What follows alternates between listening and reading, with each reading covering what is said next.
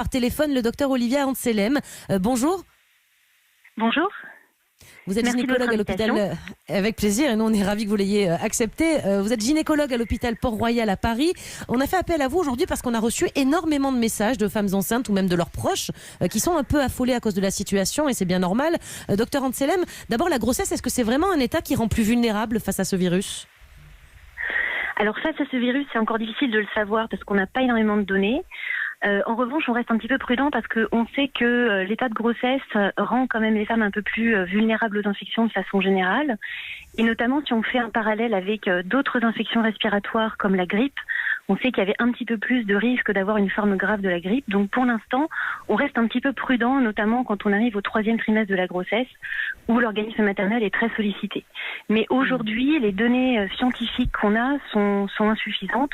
En tout cas, il n'y a rien qui montre aujourd'hui une vraie augmentation de risque pour les femmes enceintes.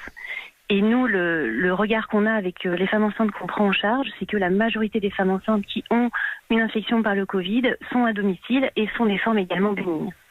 D'accord. Jimmy Mohamed ?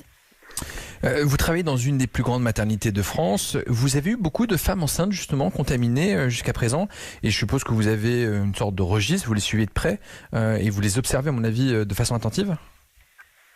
Oui, bien sûr. En fait, on s'est réorganisé assez rapidement pour faire face à l'afflux de patientes enceintes qui présenteraient des symptômes compatibles avec le Covid ou qui viendraient pour accoucher avec une infection en cours. Donc, on suit quelques dizaines, on va dire, de patientes, mais on n'a pas non plus été débordé par cet afflux qu'on avait largement anticipé. Donc, aujourd'hui, ce qu'on fait, c'est qu'on essaye on a mis en place évidemment un suivi pour cette majorité des femmes qui sont pas hospitalisées et qui sont à domicile. On les appelle de façon quotidienne pour prendre de leurs nouvelles et vérifier qu'elles n'ont pas de signes de gravité, que leur bébé se porte bien, qu'elles n'ont pas de contraction utérine. Et on garde évidemment toutes ces données très précieusement pour essayer de les exploiter et pour pouvoir diffuser, comme le font les autres maternités également, pour ensuite qu'on puisse diffuser ces connaissances pour mieux prendre en charge les femmes. Mais vous n'avez pas identifié de complications particulières, je ne sais pas, d'accouchement prématuré, notamment au 3e trimestre, quand une femme a de la fièvre pendant des jours et des jours, par exemple, parce que ça peut être un des symptômes. Elle n'a pas un risque sur sa grossesse? Le bébé ne risque rien? Alors actuellement, ce qu'on observe, c'est que les femmes qui font donc des formes qui sont pas très sévères, effectivement, la suite de la grossesse se déroule bien. Les infections en général qui sont marquées avec des fièvres prolongées pourraient donner plus de contractions et plus d'accouchements prématurés, mais on l'a pas observé pour le Covid. Ce qu'on sait en revanche, c'est que des femmes qui feraient une forme grave, avec une détresse respiratoire qui nécessite une prise en charge, par exemple en hospitalisation ou en réanimation, si l'état se détériore, on peut être amené à faire une césarienne en urgence, donc de façon prématurée, pour permettre d'améliorer la ventilation de cette patiente. Donc c'est plus dans ce cadre-là qu'on observe donc certains cas particuliers particulièrement graves, une prématurité qu'on a nous-mêmes en fait décidé pour améliorer la prise en charge de la patiente. D'accord. Jimmy ? Et sur la transmission éventuelle du virus de la mère à l'enfant, on nous avait dit initialement qu'il n'y avait aucun risque. Finalement, quelques cas ont été décrits. Qu'est-ce qu'on peut dire aujourd'hui, en tout cas au stade actuel où vous constatez les choses ?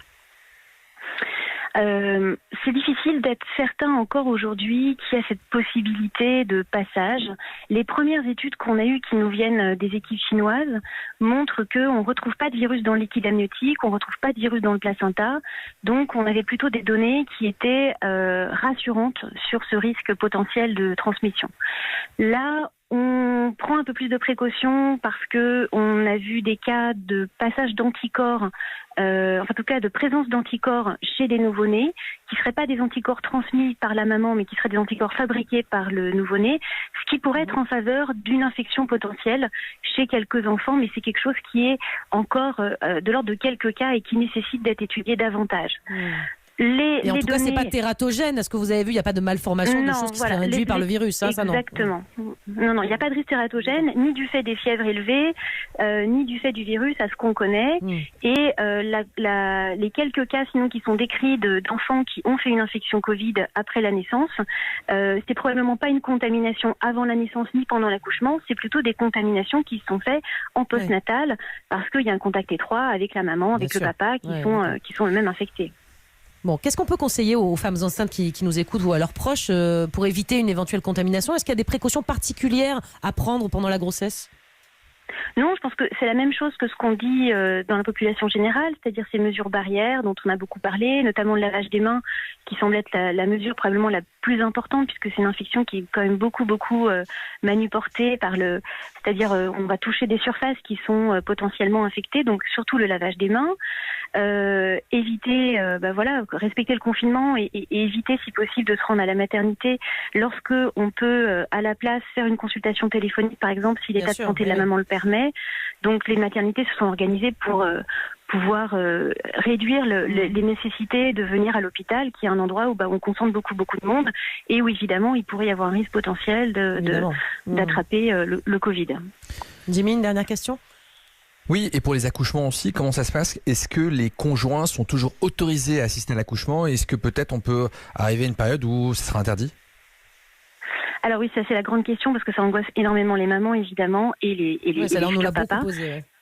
Bien sûr. Donc la majorité des maternités autorisent la présence du papa pendant le travail et à l'accouchement, sous réserve évidemment que le papa soit pas lui-même malade avec des symptômes du Covid. Donc, dans la grande majorité des maternités en France, il y a une autorisation pour que le papa soit présent.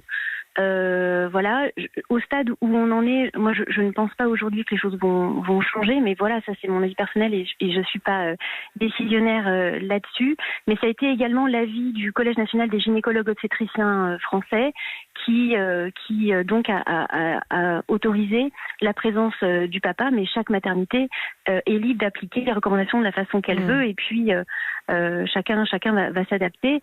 Nous, ce qu'on imagine, ce qu'on estime, c'est que le papa est probablement porteur du même statut virologique que la femme qui vient accoucher. Donc finalement, ils sont confinés ensemble, et oui, c'est ça. Si elle est asymptomatique et que lui il est asymptomatique, oui, il y a une possibilité pour que l'un ou l'autre soit porteur, mais probablement ils ont tous les deux la même chose. Donc voilà, ça nous paraît être un risque vraiment très très faible. Avec priver évidemment le papa de l'accouchement pour lui et pour sa femme. C'est sûr que ça a des conséquences quand même qui sont loin d'être négligeables. Merci beaucoup, docteur Anne Selem, d'avoir été avec nous pour nous aider à répondre à toutes ces interrogations.